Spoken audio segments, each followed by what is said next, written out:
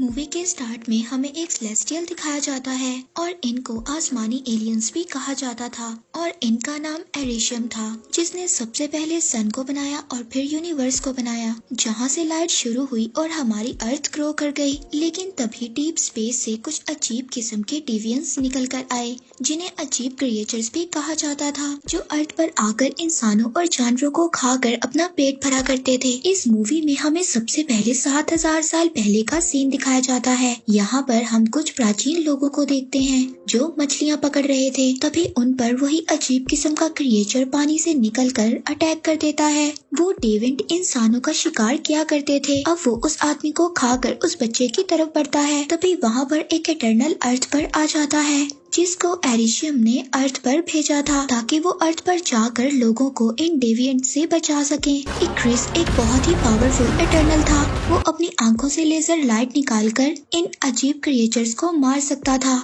और साथ ही वो हवा में भी उड़ सकता था। अब इक्रिस वहाँ पर जब एक क्रिएचर को मारता है, तभी वहाँ पर और भी बहुत सारे क्रिएचर्स आ जाते हैं। फिर वहाँ अर्थ पर सभी इटर्नल्स आ जाते हैं और वो सभी उन अजीब क्रिएचर्स को मार देते हैं। अब इंसान वहाँ पर इटर्नल्स को देखकर डरने लगे थे। तभी वहाँ पर एक इटर्नल सभी इंसानों के माइंड को कंट्रोल कर लेता है। इसका नाम ड्रॉइक होता है। इसके पास ये एबिलिटी थी कि ये इंसानों के माइंड को कंट्रोल कर सकता था और अपनी तरह से मैनेज कर सकता था। और फिर इटर्नल्स इंसानों से दोस्ती का हाथ बढ़ाते हैं। इसके बाद वो अर्थ पर ही इंसानों के साथ रहने लगे थे। अब इटर्नल्स इंसानों के साथ रहने लगे थे और इनकी टेक्नोलॉजी को भी आगे बढ़ाने में मदद कर रहे थे। वो लोग आपस में भी बहुत ज्यादा लड़ा करते थे, मगर ड्रॉइक कभी कभी उनके माइंड को कंट्रोल कर उनको लड़ने से रोक लेता था। मगर सभी इटर्नल्स की लीडर अजैक उसको ऐसा करने से रोक लेती है, क्योंकि सेलेस्टियल्स के लीडर ने इन सब को इंसानों को बचाने और उनकी आबादी को आगे बढ़ाने के लिए भेजा था और इसके अलावा किसी और चीज में शामिल होने के लिए मना किया था। लेकिन ड्रॉइक उसकी बातों को नहीं मानता। अब अजैक ड्रॉइक की बातें सुनकर ये बोलती है कि आज से तुम सब इटर्नल्स आजाद हो।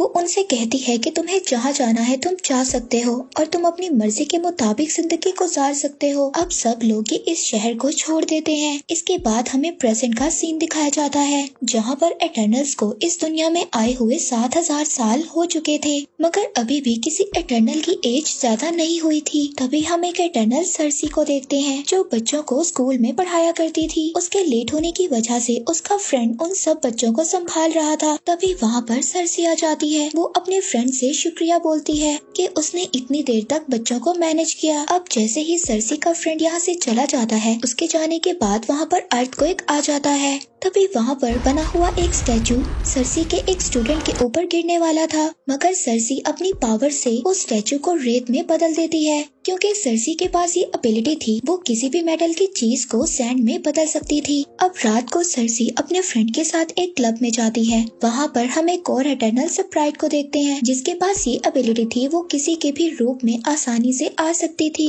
लेकिन स्प्राइट की बॉडी को जो भी टच करता था, उसकी बॉडी से लाइट्स निकलने लगती थी, जिसकी वजह से स्प्राइट 7000 साल तक सिंगल ही थी। हम देखते हैं कि क्लब में सर्सी अपने फ्रेंड का बर्थडे सेलिब्रेट कर रही थी। सर्सी के फ्रेंड को उसके बारे में कुछ बातें मालूम थी, जैसे कि सर्सी एक जादूगर है और उसकी उम्र बहुत ज्यादा है। अब वो लोग रास्ते में बातें करते जा रहे थे, तभी वहाँ पर एक क्रिएचर आ जाता है और वो सर्सी के फ्रेंड पर अटैक करने लगता है। तभी सर्सी अपनी पावर से उस क्रिएचर के पाँव को जमीन में फ्रीज कर देती है। सर्सी का फ्रेंड उससे पूछता है कि मुझे बताओ ये क्या है। सर्सी उसे बताती है कि ये क्रिएचर्स हैं। उसका फ्रेंड सर्सी को बताता है कि ये क्रिएचर्स 2000 साल पहले खत्म हो गए थे, फिर ये कहाँ से बच गया। अब वो क्रिएचर अपने आप को सैंड से छुड़ाकर वहाँ से भाग जाता है। फिर सर्सी और स्प्राइट उस क्रिएचर का पीछा करने लगते हैं। सर्सी का फ्रेंड भी सर्सी की तरह जंप करने की कोशिश करता है, लेकिन उससे ऐसा नहीं हो पाता। अब सर्सी उस क्रिएचर को डिस्ट्रैक्ट करने की कोशिश करती है, लेकिन वो क्रिएचर डिस्ट्रैक्ट नहीं होता और वो स्प्राइट पर अटैक कर देता है। तभी वहाँ पर एक क्रिस आकर उस क्रिएचर को इंजर्ड कर देता है, लेकिन वो देखते हैं कि वो क्रिएचर खुद को हील करने की एबिलिटी रखता था और ऐसी पावर्स इटर्नल के लीडर एजेक के ही पास थी। इक्रिस वापस से उस क्रिएचर पर अटैक करता है, लेकिन वो क्रिएचर वहाँ से भाग जाता है। अब यहाँ पर हमें ये भी पता चलता है कि इक्रिस ने सरसी से 5000 साल पहले शादी की थी और फिर 2000 साल पहले इक्रिस सरसी को छोड़कर चला भी गया था। सरसी अपने फ्रेंड से ये कहती है कि अब मुझे जाना होगा, मेरी कुछ लोगों को हेल्प की जरूरत है, लेकिन उसका फ्रेंड उसको कहता है कि अगर तुम कोई सुपर हीरो हो तो अर्थ पर इतनी ज्यादा प्रॉब्लम्स आई, उस वक्त तुम कहाँ थे? सरसी उसको कहती है कि हमें अर्थ पर सिर्फ क्रिएचर्स को मारने के लिए भेजा गया है और हमें कोई और काम करने की इजाजत नहीं दी गई थी सिवाय इस आबादी को बढ़ाने और अर्थ पर लोगों की टेक्नोलॉजी को इंक्रीज करने में। तीनों एजेक से मिलने जाते हैं ताकि वो जाकर अपने लीडर को बता सके कि क्रिएचर्स दोबारा से अर्थ पर आ गए हैं और इस बार वो बहुत ज्यादा पावरफुल हैं। और जब वो एजेक के पास पहुंचते हैं तो उनको पता चलता है कि एजेक मर चुकी है और ये अर्थ पर पहली बार हुआ था कि किसी इटर्नल की डेथ हुई थी। वो लोग समझ जाते हैं कि एजेक को उसी क्रिएचर ने मारा है जिसने पहले भी उन लोगों पर अटैक किया था और उस क्रिएचर ने एजेक को मारकर उसकी सारी पावर्स ले ली हैं। हम देखते हैं कि एजेक के गले से एक पावरफुल स्टोन निकलता है और वो स्टोन सरसी की बॉडी के अंदर चला जाता है, यानी कि एजेक ने मरने के बाद सरसी को इटर्नल्स का लीडर चुना था। अब सरसी एरिशियम से बातें कर सकती थी। अब ये लोग अपनी टीम को इकट्ठा करने का फैसला करते हैं ताकि वो एक बार फिर से सभी इटर्नल्स मिलकर उन क्रिएचर्स को मार सके। अब वो सबसे पहले किंगो के पास जाते हैं। किंगो के पास ये एबिलिटी थी कि वो अपनी फिंगर से छोटी छोटी आग की गोलियों को निकाल सकता था। अब किंगो एक सुपरस्टार बन चुका था और उसने बहुत ज्यादा मूवीज भी की थी। अब वो किंगो को अपने साथ आने का कहते हैं। वो कहता है कि मुझे बहुत ज्यादा काम है और मैंने बहुत ज्यादा मूवीज को साइन भी किया है। जब किंगो अपने लीडर का सुनता है कि वो मर चुकी है तो किंगो ये सुनकर बहुत ज्यादा उदास हो जाता है और फिर वो अपने मैनेजर के कहने पर जाने के लिए तैयार हो जाता है। अब वो लोग किंगो के प्राइवेट प्लेन से ऑस्ट्रेलिया जाते हैं जहाँ पर उनके 2 और इटर्नल्स रहते थे। और वो लोग जब वहाँ पर पहुँचते हैं तो देखते हैं कि एक बहुत बड़ा क्रिएचर मरा हुआ है। किंगो का मैनेजर उसको कहता है कि ये क्रिएचर्स तो बहुत खूबसूरत हुआ करते थे। किंगो अपने मैनेजर को कहता है कि क्या तुम्हारा दिमाग खराब है? ये बदबूदार सड़ा हुआ क्रिएचर तुम्हें किस एंगल से खूबसूरत लगता है? अब वो यहाँ पर अपने एक और मेंबर से मिलते हैं जिसका नाम गिलगमेश था। वो उनसे पूछता है कि क्या तुम मेरा केक ट्राई करोगे? जब ये लोग इसको एजेक के मरने की खबर सुनाते हैं तो ये बहुत ज्यादा उदास हो जाता है और इसके हाथ से बना हुआ केक भी गिर जाता है। फिर वो लोग अपनी एक और मेंबर ठीना के पास जाते हैं जो एक दरख्त के नीचे बैठी कुछ ड्राइंग कर रही थी। दरअसल ठीना को एक दौरा पड़ता था और जब उसको ऐसा होता था तो वो किसी पर भी अटैक कर देती थी और 7000 साल से गिलगमेश ही टीना के साथ रहता था और टीना के पास ऐसी एबिलिटी थी कि वो अपने हाथों से एक पावरफुल वेपन निकालकर अटैक कर सकती थी। और जब टीना उन पर अटैक करने लगती है तो स्प्राइट वहाँ के माहौल को चेंज कर देती है और उसको ये बात याद दिलवाने की कोशिश करती है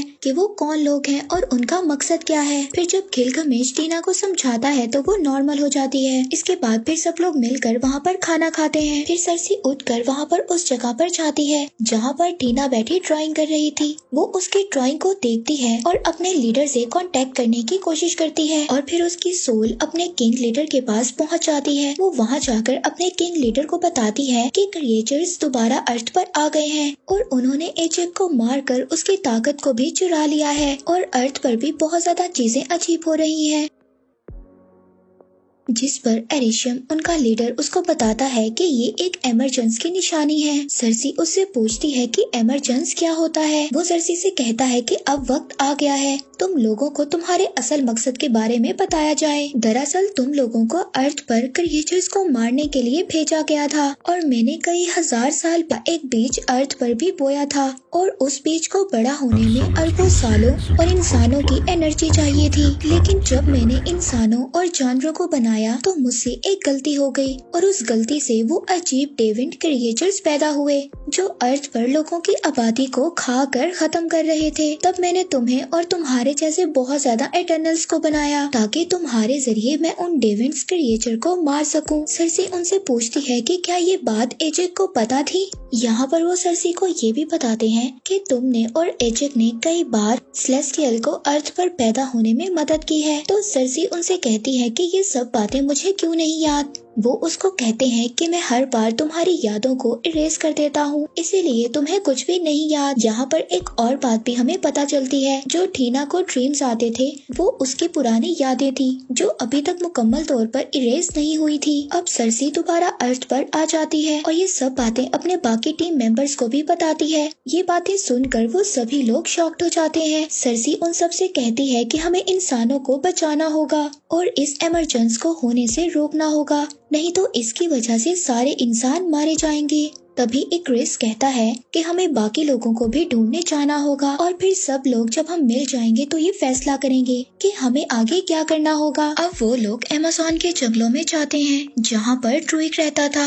अब वो जाकर ड्रूइग को सारी बातें बताते हैं, मगर ड्रूइग उनके साथ जाने के लिए तैयार नहीं था। अब वहाँ पर बहुत सारे क्रिएचर्स उन पर अटैक कर देते हैं। वहाँ पर किंगो अपनी एबिलिटी से अपनी फिंगर से फायर करता है। स्प्राइट किंगो के मैनेजर को बचाने की कोशिश करती है। अभी क्रिस वहाँ पर एक क्रिएचर से मुकाबला करता है। तभी वो क्रिएचर एक क्रिस को नीचे गिरा देता है और उसकी पावर्स लेने की कोशिश करता है, लेकिन वहाँ पर तभी गिलगमेश आ जाता है और अपने हाथों से एक जोरदार पंच मारता है। गिलगमेश के पास ये एबिलिटी थी कि वो अपने हाथों को एक बहुत ही मजबूत हथौड़े के तौर पर इस्तेमाल कर सकता था। जब सरसी पर एक क्रिएचर अटैक करने की कोशिश करता है, तभी सरसी उस क्रिएचर को एक ट्रे में बदल देती है। दूसरी तरफ ये क्रिएचर्स जब टीना पर अटैक करते हैं तो गिलगमेश आकर टीना को बचा लेता है, लेकिन वो क्रिएचर्स का लीडर गिलगमेश को मारकर उसकी पावर्स को अपने अंदर ट्रांसफर कर लेता है। जैसे ही वो गिलगमेश की पावर्स को अपने अंदर ट्रांसफर करता है, वो इंसानों की तरह बॉडी शेप में आ जाता है और वो उस इमरजेंसी को भी समझ जाता है। इसके बाद गिलगमेश मर जाता है। वो जाते हुए टीना को ये बात कहता है कि मुझे याद रखना। इसके बाद सरसी और एक्रिस अपने एक और मेंबर फेस्टोस के पास जाते हैं। फेस्टोस उनको कहता है कि मैं अपनी फैमिली के साथ रहता हूँ और मैं तुम्हारे साथ नहीं आ सकता, लेकिन फिर वो जल्द ही मान जाता है और उनके साथ जाने के लिए तैयार हो जाता है। अब सभी इटर्नल्स मिलकर इराक जाते हैं। वहाँ पर 7000 साल से उनकी स्पेसशिप जमीन के अंदर थी। जब वो लोग अपनी स्पेसशिप के अंदर जाते हैं तो वहाँ पर मक्कारी पहले से ही मौजूद थी। मक्कारी उनकी वो मेंबर थी जो बोल नहीं सकती थी, लेकिन बिजली से ज्यादा तेज दौड़ सकती थी। फिर फेस्टोस वहाँ पर एक ऐसी टेक्नोलॉजी बनाता है जो सभी इटर्नल्स अपनी पावर्स को यूज कर उस इमरजेंसी को रोक सकें। वो उनको कहता है कि अगर क्रिएचर्स हमारी पावर्स को यूज कर सकते हैं तो हम भी सभी अपनी पावर्स को इकट्ठे इस्तेमाल कर सकते हैं। फेस्टोस के पास ये एबिलिटी थी। वो एक बहुत ही ज़हीन इंजीनियर था जिसने इंसानों की टेक्नोलॉजी को आगे बढ़ाने में मदद की थी। अब वहाँ पर सरसी ने जो लॉकेट में स्टोन पहना हुआ था वो चमकने लगता है। इस बात से सरसी को एहसास होता है कि इमरजेंसी होने वाला है। फेस्टोस मक्कारी से कहता है कि तुम जाकर पता करो कि इमरजेंसी कहाँ पर होने वाला है। अब मक्कारी पूरे अर्थ पर घूमकर इमरजेंसी का पता लगा लेती है कि इमरजेंसी कहाँ पर है। तभी वहाँ पर एक्रिस फेस्टोस की टेक्नोलॉजी मशीन को तोड़ देता है। इससे ये बात पता चलती है कि एक्रिस ने ही एजेक को मारा था। एजेक भी यही चाहती थी कि ये इमरजेंसी रुक जाए, क्योंकि वो भी इंसानों को पसंद करने लगी थी। एक्रिस ने इसीलिए एजेक को भी मार दिया था। जब एजेक ने एक्रिस को ये बात बताई थी कि इमरजेंसी होने वाला है और हमें सभी इटर्नल्स को इकट्ठा करके उनको बताना होगा, तब एक्रिस ने एजेक को उन क्रिएचर्स के आगे फेंक दिया था। उन क्रिएचर्स ने एजेक को मारकर उसकी पावर्स को ले लिया था। जब एजेक मर गई थी तो एक्रिस दोबारा से उसको उसके घर में छोड़ देता है। एक्रिस से जब ये लोग वजह पूछते हैं तो वो उनको बताता है कि मेरी जिंदगी दी हुई एरिशम की है और अगर तुम लोगों को भी मुझे मारना पड़ा तो मैं तुम्हें मार दूंगा।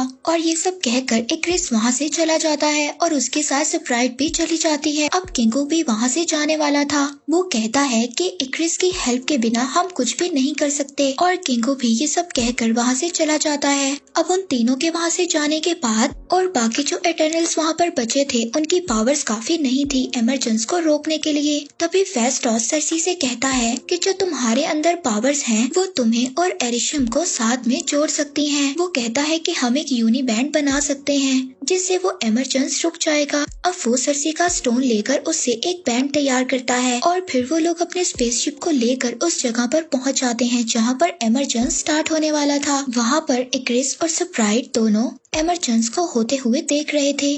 तभी वहाँ पर बाकी इटर्नल्स भी आ जाते हैं उस एमरजेंस को रोकने के लिए। उस एमरजेंस से एक बहुत ही बड़ा सेलेस्टियल जो दुनिया के लिए बहुत ज्यादा खतरनाक था निकलने वाला था। अब वो लोग वहाँ पर अपने अपने बैंड को कनेक्ट करते हैं ताकि वो अपने पावर्स को यूज कर उस एमरजेंस को रोक सके।